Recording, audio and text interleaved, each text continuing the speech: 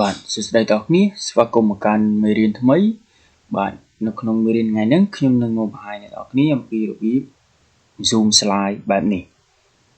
បាទមានន័យថាយើងដាក់ slide ជាច្រើន slide ចូលទៅក្នុង slide ទីមួយហើយយើង zoom មកចេញជាទម្រង់បែបនេះបាទអញ្ចឹងកុំឲ្យខាតពេលយូរយើងទៅមើលពីរបៀបធ្វើវាបងប្អូនជាដំបូងយើងត្រូវចូលទៅកាន់កម្មវិធី PowerPoint បាទនេះគឺជា slide ដែលខ្ញុំបានរៀបចំទុកជាស្រេចដើម្បីយកមកបង្ហាញដល់អ្នកគ្នាដើម្បីជាឧទាហរណ៍បង្ហាញដល់អ្នកគ្នាតោះអញ្ចឹងដើម្បីបាន slide zoom យើងចូលទៅកាន់ insert ដល់អ្នកដោយយើង stand នៅកន្លែងនេះយើងចូលនៅកន្លែងនេះយើងចូលទៅកាន់ insert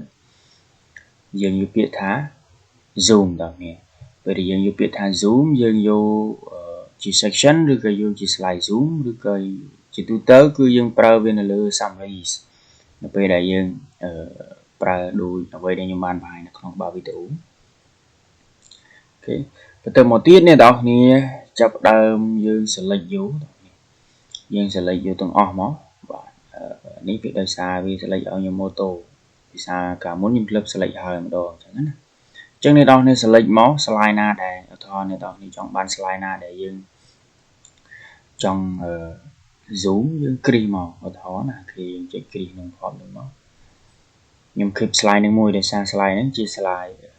ក្បាល presentation របស់យើងអញ្ចឹងយើងអត់ប្រើវាទេអញ្ចឹងយើងចុច insert មកអញ្ចឹងយើងនឹងបាន summary section មួយនៅក្នុងកន្លែងនេះ summary section របស់យើងនៅក្នុងកន្លែងនេះហើយយើងនឹងធ្វើការដាក់ title ទៅឧទាហរណ៍ថាយើងដាក់ថាCTAP center អញ្ចឹងទៅបាទដោយសារនៅក្នុងទិន្នន័យដែលខ្ញុំ zoom ហ្នឹងគឺជាប្រភេទទិន្នន័យរបស់មណ្ឌលសិក្សារបស់អង្គការ CTAP អញ្ចឹងអូខេយើងបានប៉ុណ្ណឹងយើងចាប់ផ្ដើមសាក presentation សិន